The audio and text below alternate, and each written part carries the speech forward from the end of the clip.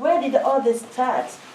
I'm Kenyan, by birth, by registration, by everything. And I'm trained as a teacher. That's my first degree. And teaching through high school in the 90s. I graduated in 1990. So teaching through high school in the 90s brought me face to face with challenges that quite a lot of girls were going through at school, but which for me seemed like the school was only the platform where the challenges or the problems that they faced at home in their dysfunctional families were presented, were acted out. And in 1997, I was appointed to head a high school. And I came face to face with the other side of the reality. As a high school principal, it meant that I worked much more with the parents. With the girls, yes, but with the parents more. And it's at this time that my experience with the parents and the teachers brought my life almost to a standstill in the year 2001, when one of the parents whose daughter I had sent home because they could not pay money to cater for the child in school. In Kenya, we pay money in school. And that's where Deepa and I are partners. I'll speak about that later. And this mother tells me if I send her daughter home, then the daughter would probably join her in the work that she did. And I asked her, so what do you do? And I was holding a pen like this, ready to sign that permission paper that would take the girl back home. And she said, I sell my body to keep my children in school. And I knew it was time to act. I left teaching 2001 December. I did not know where I was going or what I was going to do with myself. But I was pursuing my master's degree course in counseling psychology, long distance from the UK, University of Durham. And that gave me probably the opportunity to keep journeying in. I had that term yesterday night, journeying in, to just find out what it is that was with me about my next step. I had rendered myself jobless in a country where jobs are not readily available. My husband did not understand it. My parents did not. Me too, I did not understand it. But I stayed put. I was not going to teach or be a high school principal for one more day. In 2003, I gave birth to my second-born child, a boy, and I had this nanny who worked for me during the day and went back home in the evening. And because I was jobless, I would go out and look and do counseling. I remember I was studying for my master's, and I had time paying my own for my own education. And my husband said no to it. So I went to my brothers and sisters, and I talked to my lecturers, and they paid up part of it for me. But this woman who looked after my children, I would find her every afternoon, what you call taking a nap. But this time it was not a nap, it was a real sleep. And in Africa, in Kenya, you don't just sleep during the day unless you are really sick. My children would be very worried, and they normally get very worried if I sleep during the day, and especially so if I go to bed, not on the couch, but she's in trouble. We take care of the I would actually be very worried if I found my mother sleeping during the day. She's 79 this month. I'll be a very worried child, and I would want to know whether everything is okay with her. Maybe she's sick. And so I kept pestering this woman to tell me what the problem was. Why did she sleep during the day? And after a couple of weeks, she opened up and said, you know what? I have 9 children. 6, my children by birth. 3, I foster my brother's children because my brother and his wife died. And she decided that the children would not go to the streets. Instead, because that was the only option that time, instead, she would go to the street every night, sell her body, and keep have the children at least get some food and shelter and whatever, the 9 of them. And I knew that things were going to change for me again. I started with that one woman, counseling, listening in to her, just yeah, that's common with most of us. Okay, let me hear this. Don't take her, Jane. Don't worry about it. I'm never gonna take it with me. Of course. But this time I did. Everybody silence your cell phones. Yes, please. Okay, thank you. Yes, so So go back a little bit. You were counseling the lady who worked for you. yeah, the nanny who worked with me. Nanny. You know, what's really surprising for me is that in normal circumstances, just the discovery that she was in prostitution Yeah. would have, you know, made me make the choice to just head her off. Yeah. I am Christian, I am Catholic, I am, you know, all those things. I come from that background where prostitution is not anything that is acceptable anywhere.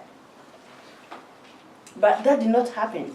I have no idea how come it didn't happen. So I began, she continued to come to my house for work, and I invited her children to come stay with me during the day. Remember, they were not in school.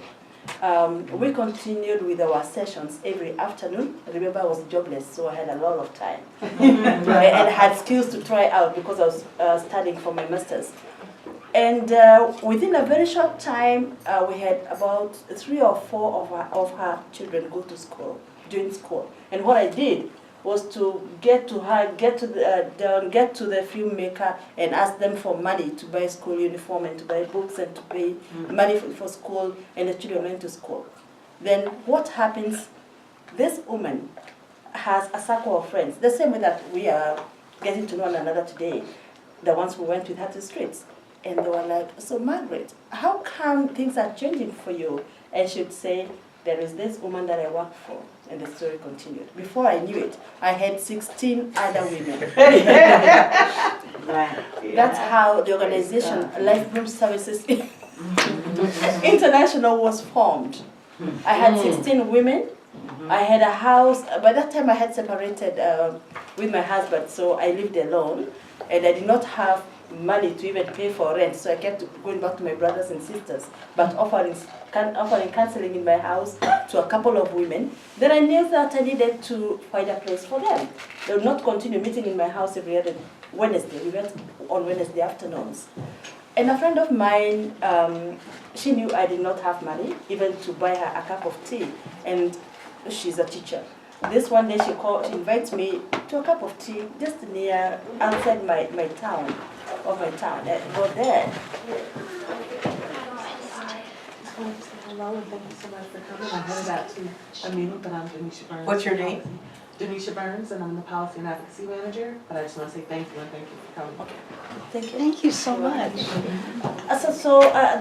This lady invited me to a cup of tea, and I shared with her my predicament about having 16 women and not knowing where to take 16 women. And she told me, you know what, Catherine? On this building, there are rental rooms, commercial rooms upstairs. And that's the owner of this building. He was sitting in the same hotel. And before she could finish, I was with that guy. Remember, my purse had no money. And I went and I spoke with him, and he told me, there's one room that is number 57. I still remember. But somebody has asked for it, but they have not paid. So if you can pay, then we give you the room. Now, I did not have money. Right. So I went back to Grace, and I told Grace, there's a room, number 57, and it's the only one that's remaining. I have no money. And Grace went back to her purse, gave me $10. That's 1,000 shillings. I went back to David, and David secured the room for me. Life Room was born that way. Next question was, what do I do with the women? Okay, they're here. They're increasing by the day. By 2004 and 5, I had more than 400 women, all coming from the streets. I had also become a street girl in that I went to the bars and sat with the ones who already knew, had confidence in me, and they brought their friends on board. Then we'd sit at night. I take wine, but I don't take beer. And normally in my country we take beer much more than we take wine.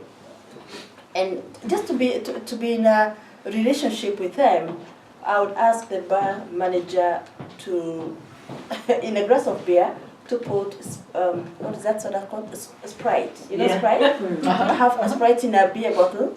So I'll be sitting there sipping from my beer bottle. And the women will never know that I did not taste beer. Right.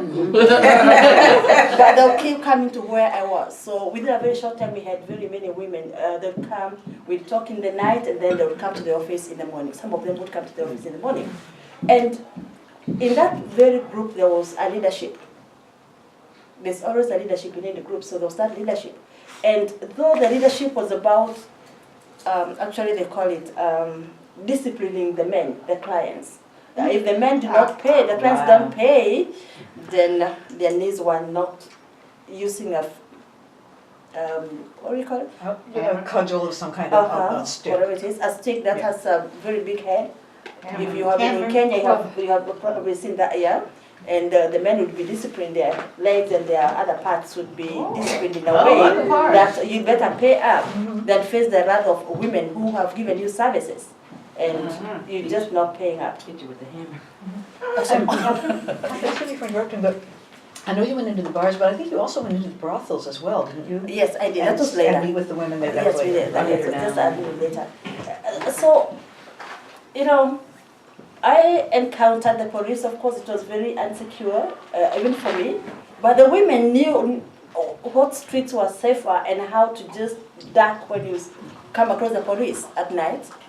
And somehow it didn't occur to me that what I was doing is the complete opposite of what my my church, or my upbringing taught me. No. The women who were leaders and who would negotiate, even for the sexual activities on behalf of the others, I realized it was easy to build their skills, their leadership skills, and instill in them, because I wanted to leave prostitution, instill in them leadership that would take them to the opposite direction, towards the opposite direction. And we created what you call the peer mentor program, which included What, peer mentor? peer mentor, which is 5 steps. It developed from 1 step. We had HIV components. Excuse me, I'm sorry to interrupt you. Someone driving a silver Toyota? Silver Toyota? So we began with counseling. That the door was open to everybody for counseling, because that's what I did. car? No, it isn't. It's not a Toyota, I can check though. It's just a Toyota. It's a Honda. Just to be sure. Oh, she'll check. Okay. Because I did tell her to Watch park your on the lot. Oh, yeah. Yes, so we'd give them counseling, offer counseling. That time I had 2 members of staff, other staff, who were not on pay. They were volunteers. Oh, where's the volunteer lady? They were both volunteers. And we had counseling, then we had leadership, which I studied at Santa Clara University in 2009 with the Women Leaders for the World program. Then we had vocational skills training. They learned how to do this stuff. Actually, your friend Margot, the president of Kenya Help, was the first to buy us a sewing machine, a peddling machine for the program.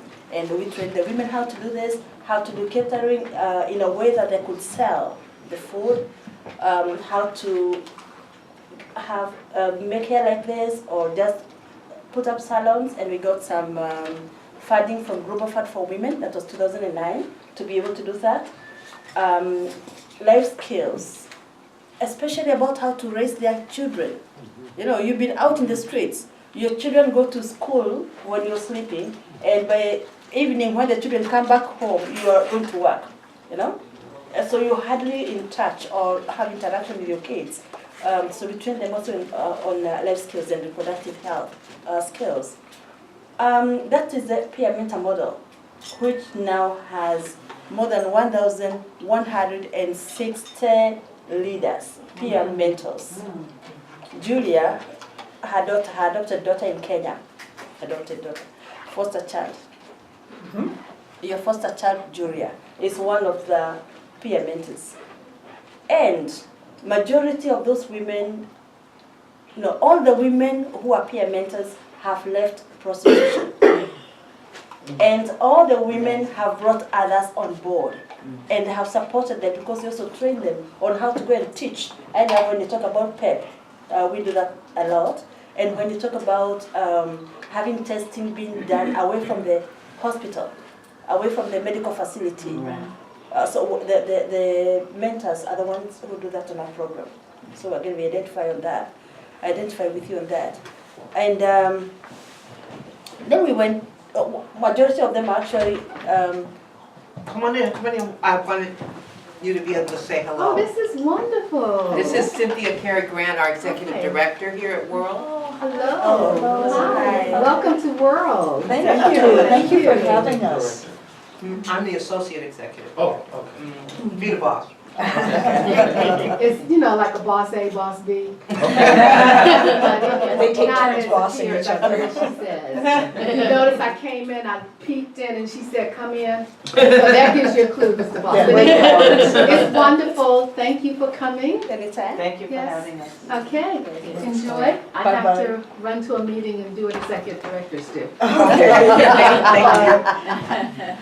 Just 5 minutes.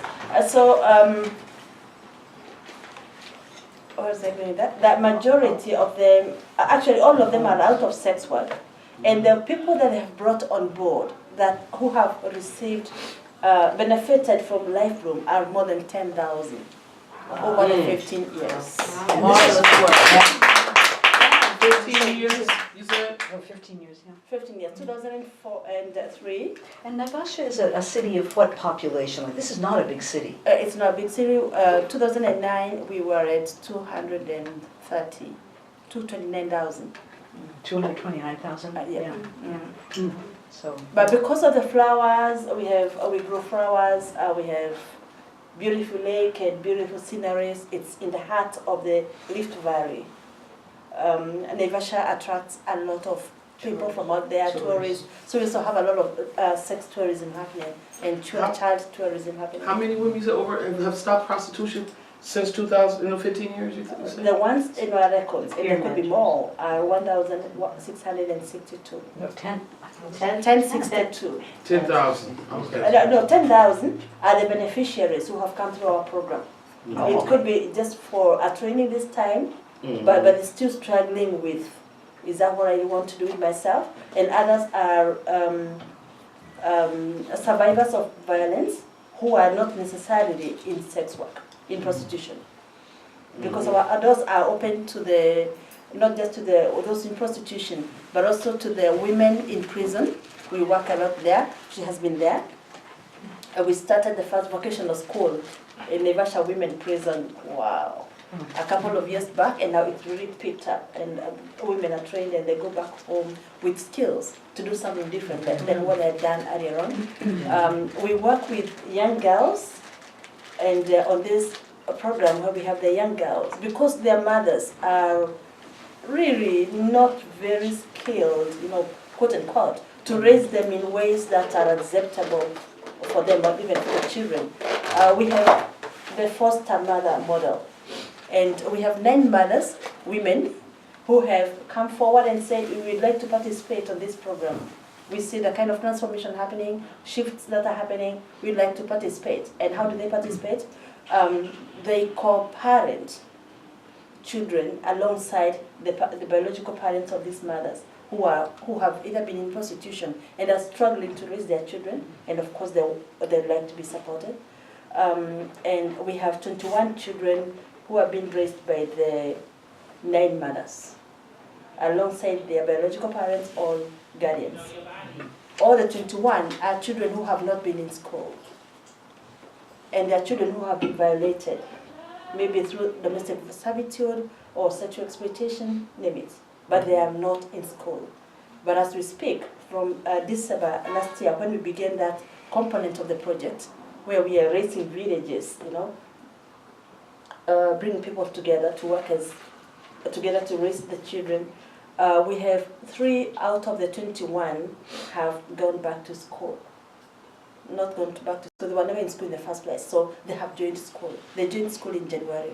And this has come from the foster mothers penetrating into the families and asking or finding out what the needs are, and then we do our little fundraising amongst ourselves.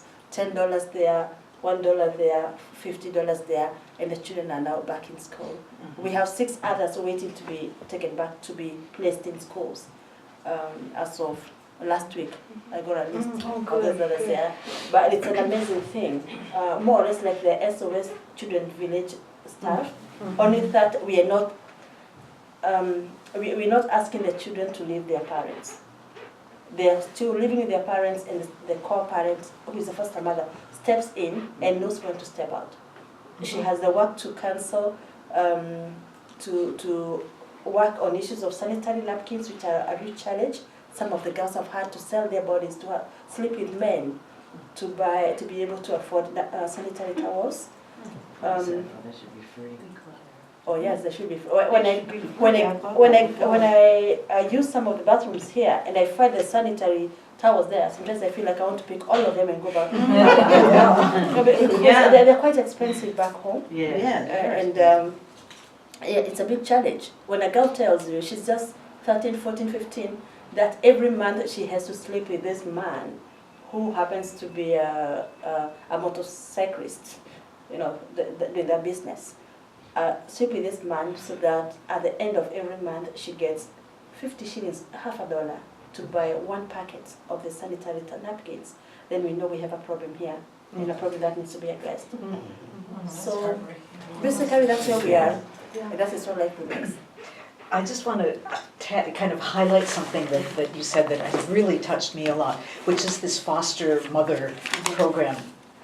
It feels like what you're doing is recreating the village, the kind of idea that when things aren't working well at home, the child can run down to the auntie, or the grandma. But in our country, that village is largely broken down. And in Kenya also, just because of some of the poverty and the challenges of these women, that resource net isn't there. And I feel like you're recreating a very old structure for families. And I love that the child isn't taken from the mother, but just that another resource comes in who's not as stressed as the mother, has got 1 leg or 2 up high, more than the mom has, who can just be that person to hold both of them. And I just think that's such a beautiful model.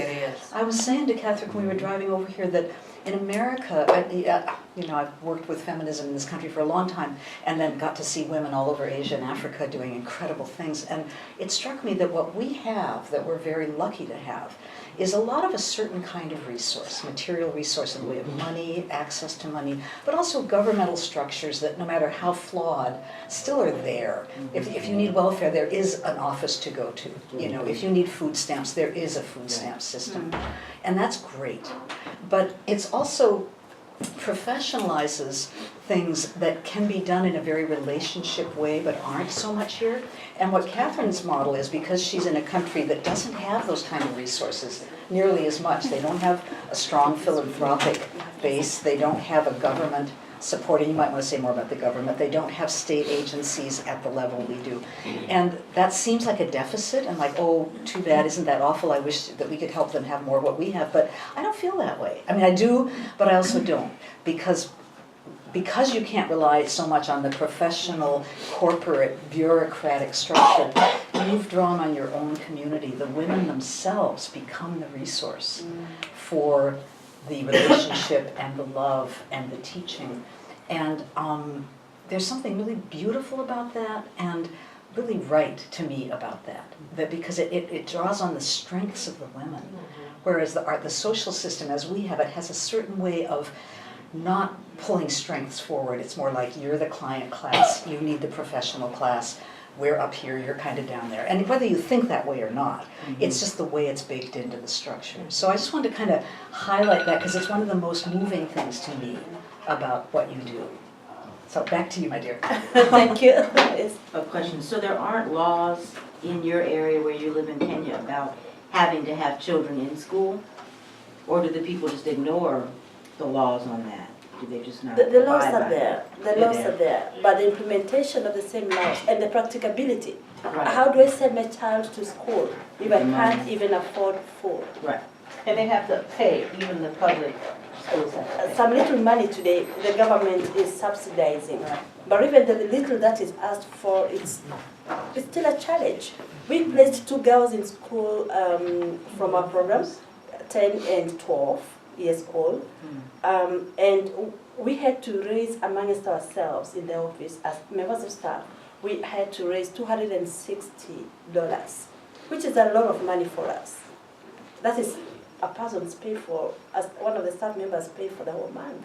Now, is that for the year? How long does that Last. How much, does that pay for? Yeah, that was for the year. For the year? Yeah, and more so because they were entering school for the first time, so they need a school uniform, which they don't necessarily need next year.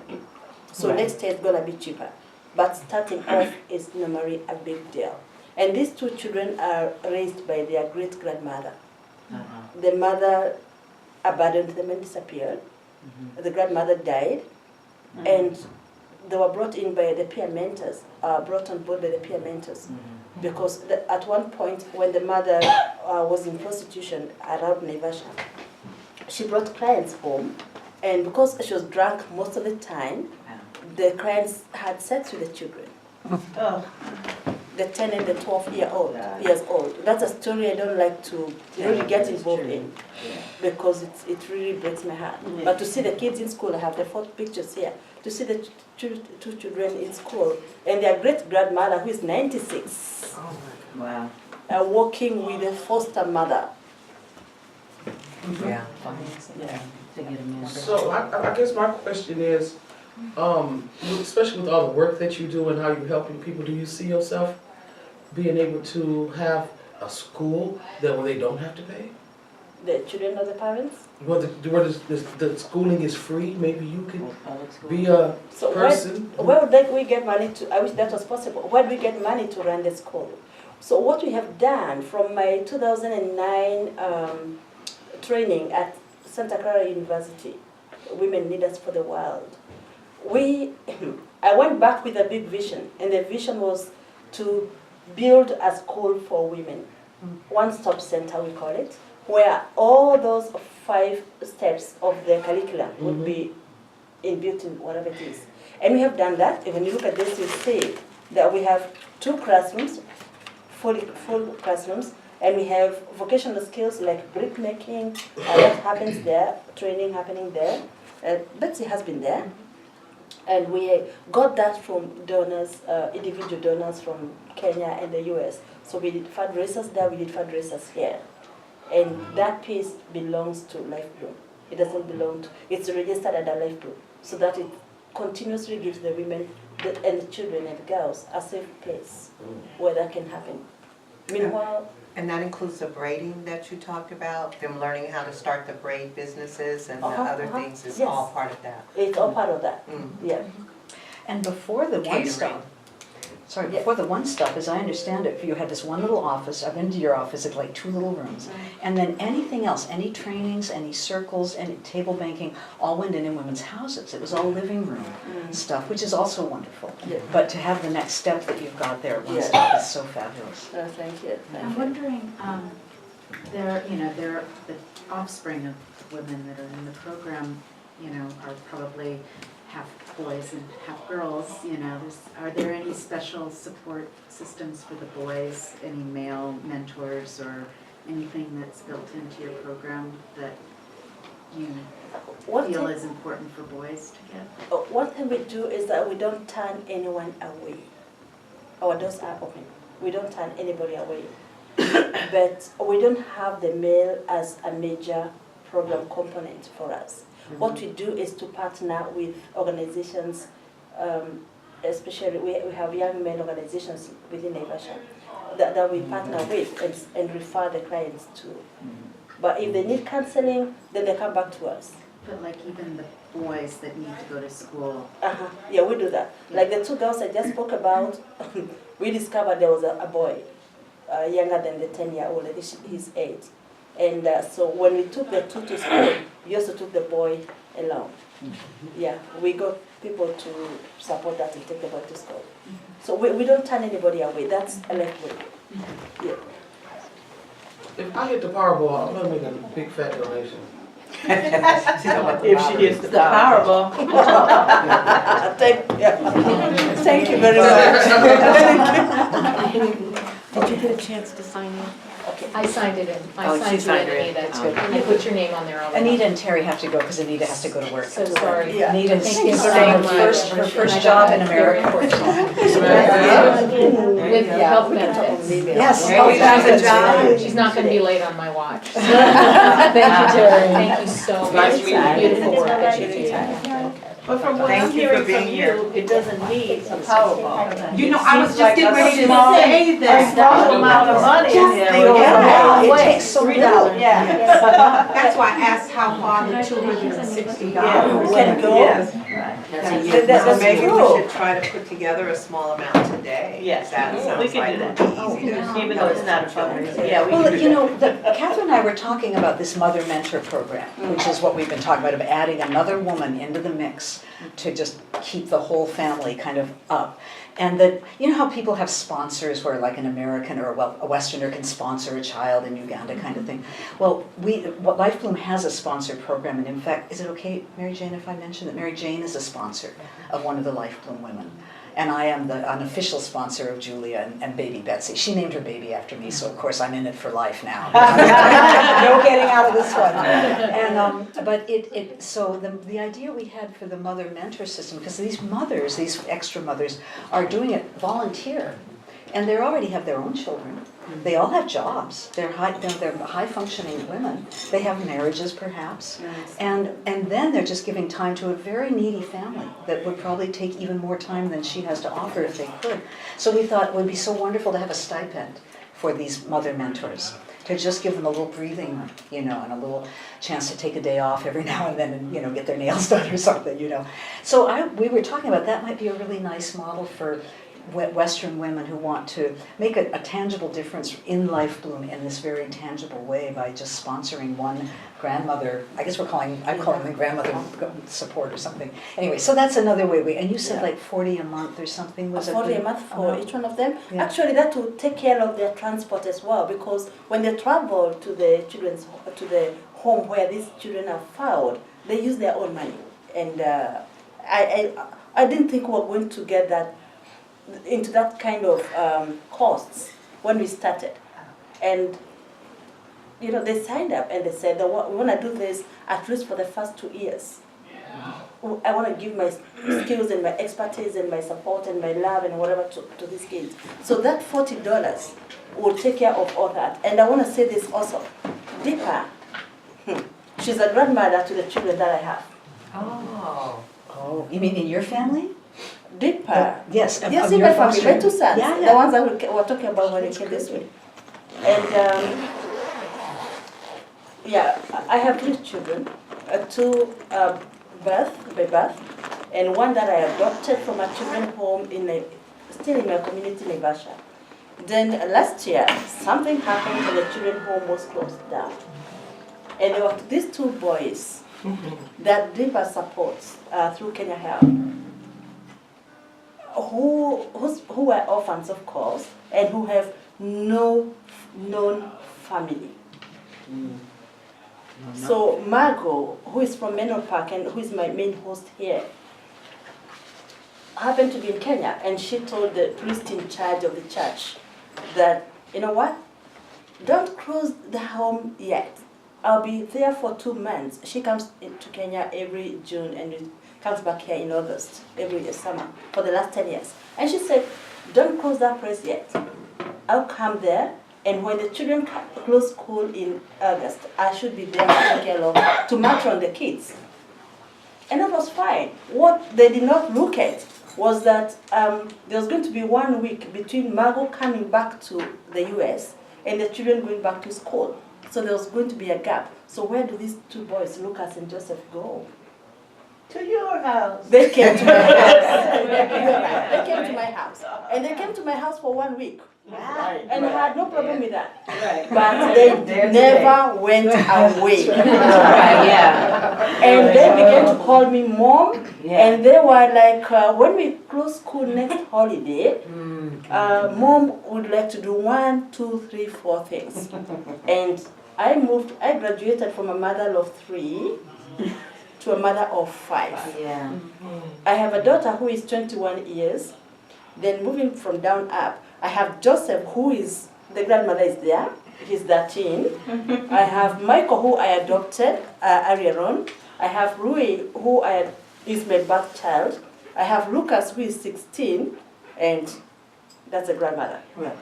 And I'm here, and after this, we're going to have a meeting with her to discuss about our children. So that's how it goes. I am ready, and I'm ready, but I'm still having that conflict. Because if I bought 4 eggs for the family, we were 4 before. Because I later divorced my husband, we divorced.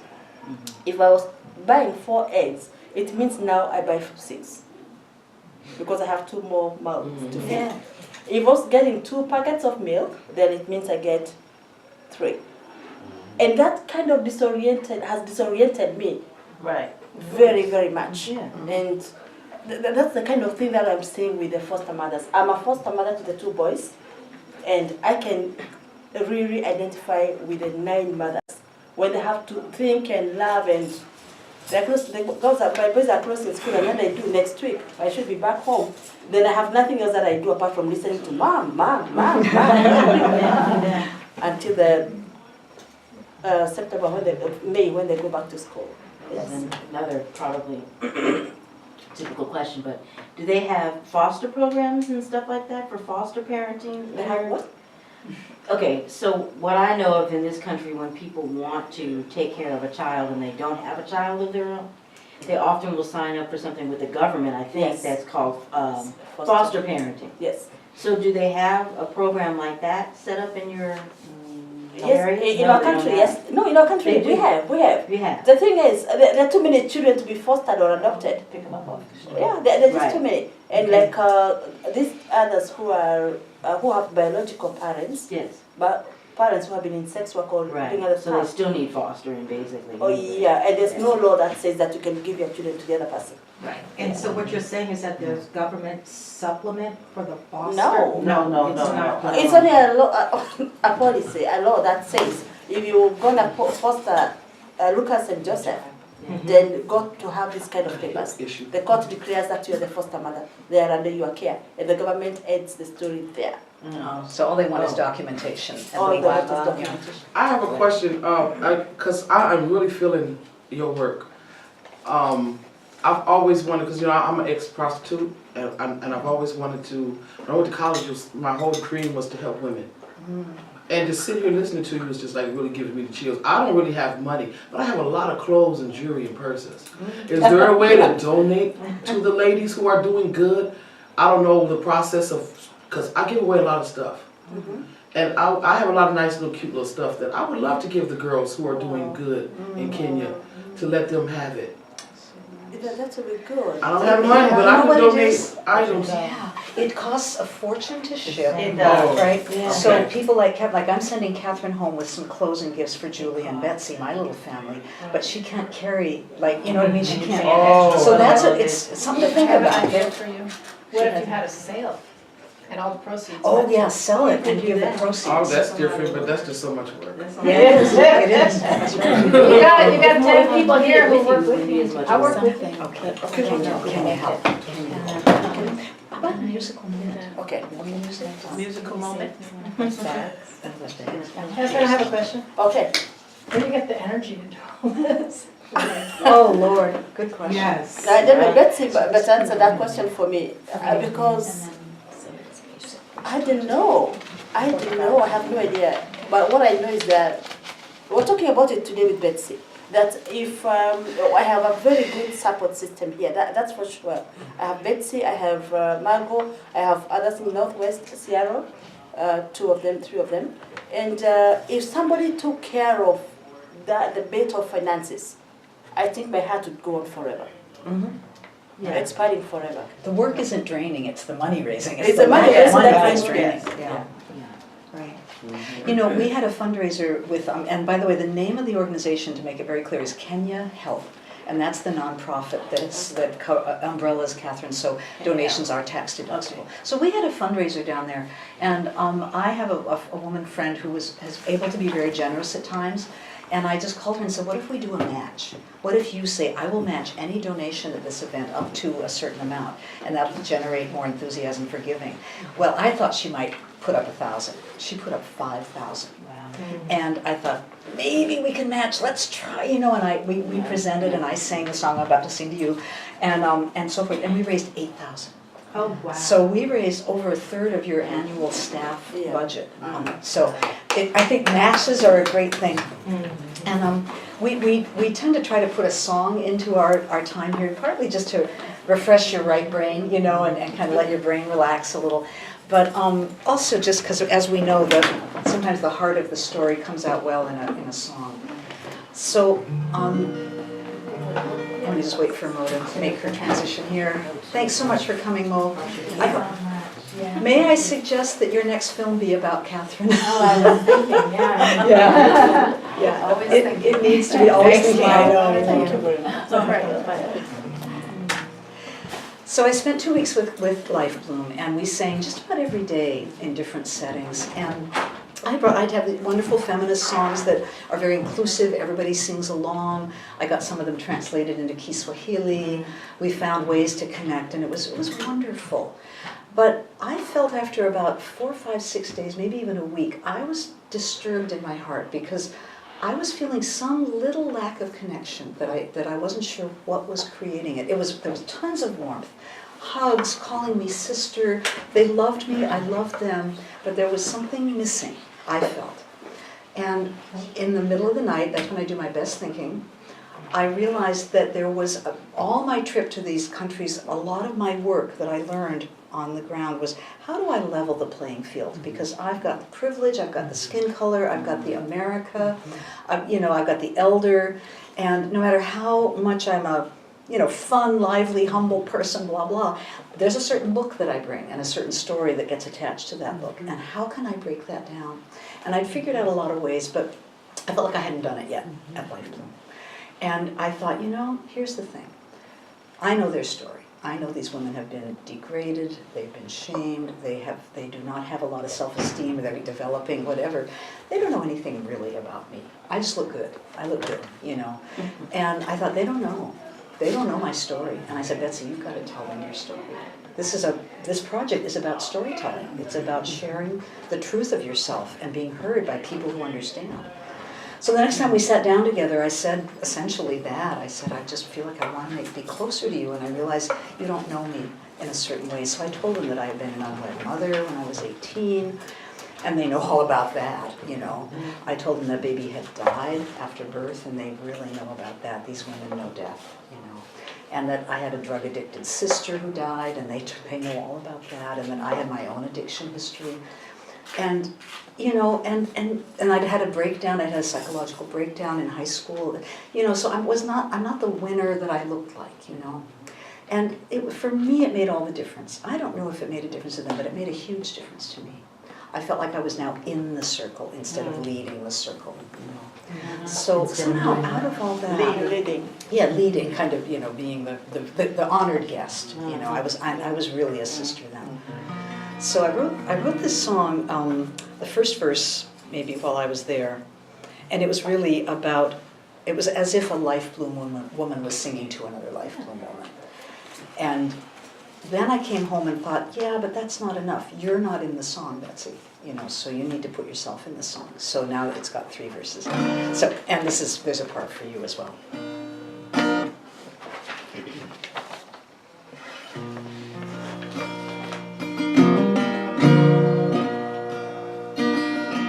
Sister, I need you by my side. I need your shoulder when I cry. I need your laughter and your song. Sister, you help me to be strong. And I am here for you. Yes, I am. I'll help you make it through. The best I can. We'll make a safe place for 2 or 3.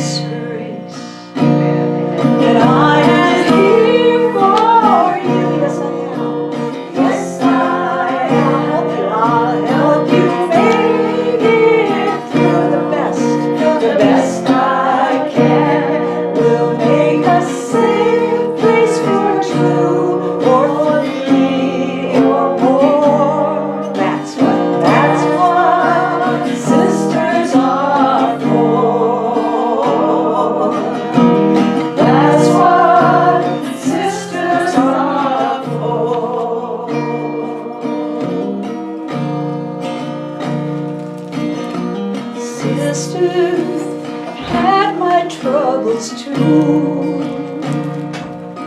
I get weary and I stumble just like you. I've lost my way and I've lost my pride. So sister, I need you by my side.